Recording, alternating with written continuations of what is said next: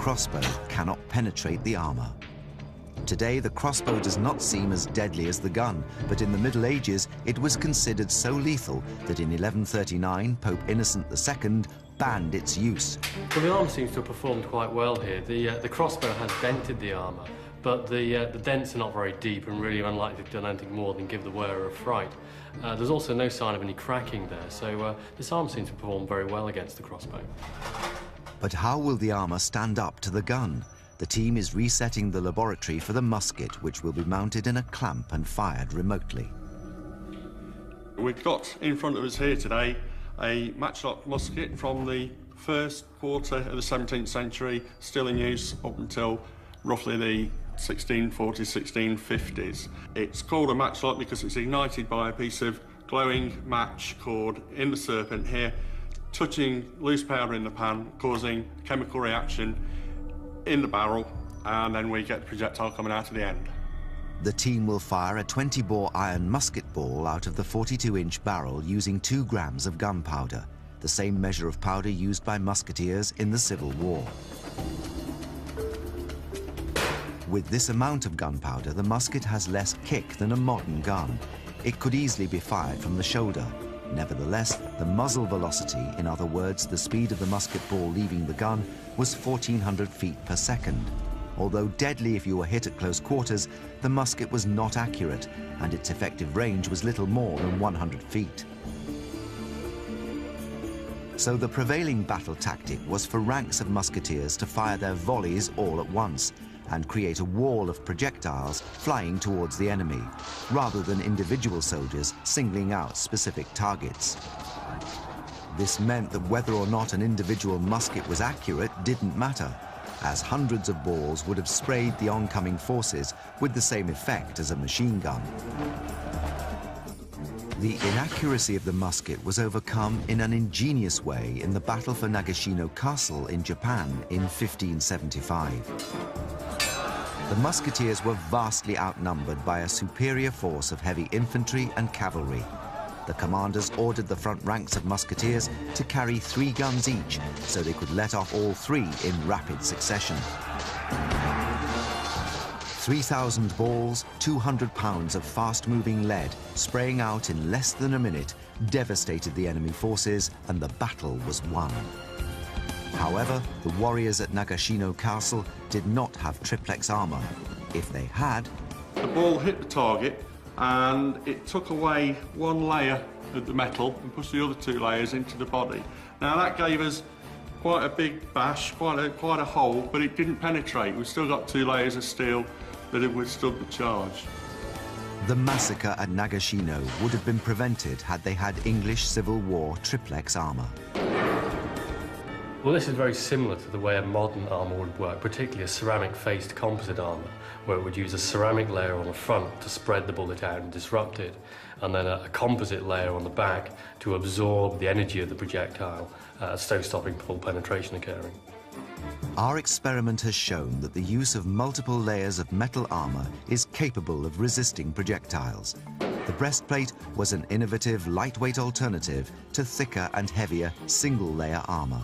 One thing that triplex armour does prove is that armourers were constantly striving to upgrade their product to make the wearer a lot safer. And this actually shows that by using 3 layers of steel, it is possible to slow down or even in some cases stop musket balls or pistol balls. Over 350 years later, the same principle underlies the latest developments in tank armor. Weapons on impact will penetrate the initial layer, but then they'll explode into the air gap, rather than penetrating through the internal armour and killing the occupants. However, advances in armor construction could not counter the threat of every new type of missile. Ancient Discoveries investigates a rocket-based weapons system that would not look out of place on today's battlefield. The ancient world's answer to the modern anti-tank missile.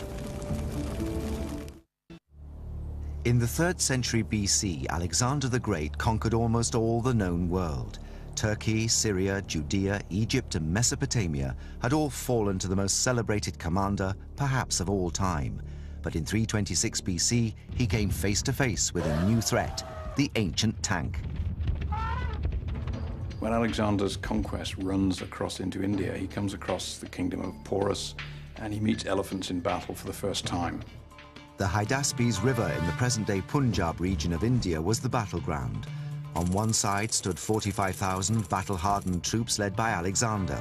On the other was King Porus and 50,000 Indian infantry, supported by 200 war elephants. Even the best soldiers will be spooked by something as novel, as bizarre, and as awe-inspiring as the first tanks or war elephants. So how do you defeat the ancient tank? The Shahnameh, a manuscript written in the 11th century by the Persian poet Firdausi, suggests that Alexander used an extraordinary weapons system. There's a wonderful Farsi poem which says that Alexander the Great defeated Porus's war elephants by building large numbers of iron horses, which he filled with naphtha and then set on fire. However, other sources report that it was Alexander's tactical brilliance and the heroism of his soldiers that won the day, not the burning of iron statues. He wins the battle, and the elephants then come back into post-Alexander Hellenistic warfare. Alexander had achieved what all commanders demand of their anti-tank weapons: to disable the weaponry, pierce the armor, or bring the whole attack to a complete halt. The ability to take out the enemy's main firepower has always been paramount to winning the battle.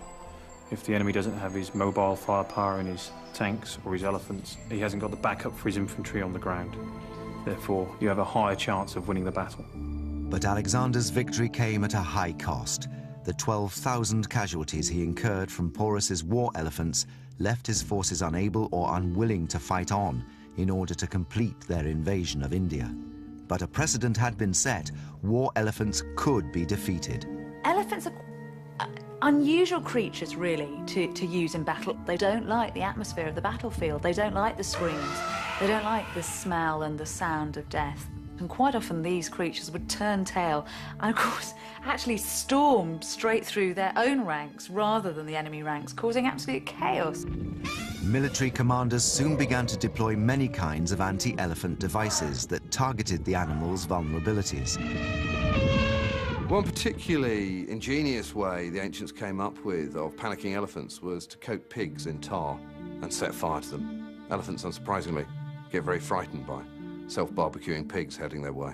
These poor, kind of flaming, porcine creatures would charge towards the elephants and send them off in a crazy stampede. But 1,000 years after Alexander's incursion into the Punjab, India was still the center of ancient tank technology. The Mughal Emperor Akbar, in his campaign to extend into Gujarat in northern India, was faced with the same problem as Alexander. But now the world had gunpowder. There's a battle between the Mughals and the army of Gujarat. The Mughals have quite a small army, and they're using a lot of missile weapons, artillery and rockets. And the Gujaratis are relying more on older technologies, the elephant in particular. During Akbar's campaigns, countless rockets were launched by hand or mounted in wooden frames and set off. The weapons system was even said to target elephants specifically by skimming the rockets just above the ground. In this battle, a rocket hits one of the elephants, and the inevitable happens. He stampedes, the other elephants stampede. A very large Gujarati army is defeated by a much smaller Mughal army using firepower and knocking out their primary weapon system. And this is the battle where the elephant really ends his reign on the battlefield. The weapon that ended 2 millennia of the elephant's dominion over the battlefield was not much bigger than a large mouse. Rocket experts Ben Jarvis and Paul Birch are investigating how such a weapons system could have been deployed by Akbar's rocket artillery units. From as early as the 13th century, rockets were being used by the military. It wasn't until the sort of 17th or 18th century that they had much more of a defined use. Rockets were generally used on the battlefield mainly as a psychological weapon, and were used for sort of scaring horses, camels and elephants. The text describes the rockets as being 8 inches long and 1.5 to 3 inches in diameter. The canister of propellant was sealed at one end and strapped to a shaft of bamboo about 4 feet long. This is basically a replica that we've built of one of the 17th century rockets. The casing here would have been made of iron, and it's bound onto a bamboo cane with this leather thong. The Indians were using iron-cased rockets probably before pretty much anyone else was. It has a lot of advantages over bamboo cases, for example, which the Chinese use, in that it's able to contain the explosive power of the gunpowder much, much better. So they could have packed more in and got higher pressure and therefore higher performance out of the rocket. Ben and Paul have recreated a multiple rocket launcher.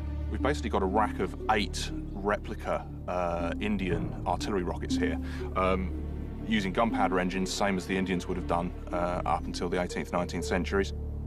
Straw bales equal to the width and depth of 2 war elephants have been set up 120 yards away. Using these sort of old bamboo canes and the same sort of technology that they would have used, accuracy isn't exactly guaranteed. So this is probably one of the reasons why they use quite so many rockets. Batteries of 8 or 10 would commonly have been used. On this test, we've got the angle we think about right. So we're hoping that these ones should be fairly accurate. We're aiming for a fairly straight flight. How will the weapons system that ended the reign of the war elephant behave under test conditions? Seen here in 3D, the rocket's trajectories are wild and inaccurate, with no 2 missiles showing the same line of fire.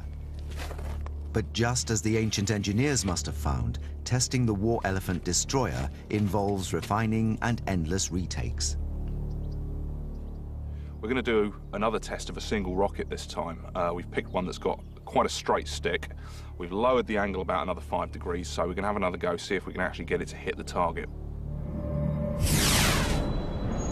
Despite the team's recalculation of the angle the launcher should be set at, they're still finding it difficult to hit the target. Did the Indian rocket men know something that Ben and Paul have yet to find out? The texts that we have about these Indian artillery rockets tell us that they were actually able to sort of hit targets with different diameter rockets and do calculations to work out what elevation. Having done all these tests today, if nothing else, it proves that they must have really known what they were doing, because it's proven a lot harder than I thought it was going to be to actually hit a target, even from fairly close range. The team has now set the launcher at 12 degrees. They hope the straighter line from launch to target will give better results.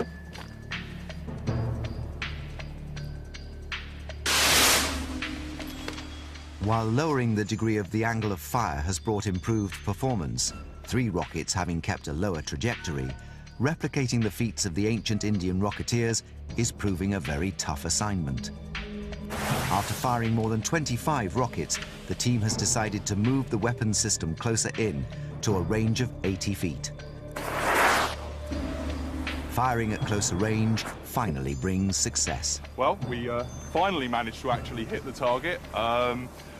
If nothing else, we've learned today that these rockets really probably were very, very inaccurate, and in terms of actually hitting a fixed, let alone a moving target, it would have been very, very hard for them. If you're firing hundreds of them at a time, it only takes one of them to go even near a horse or an elephant, and the effect would have been devastating.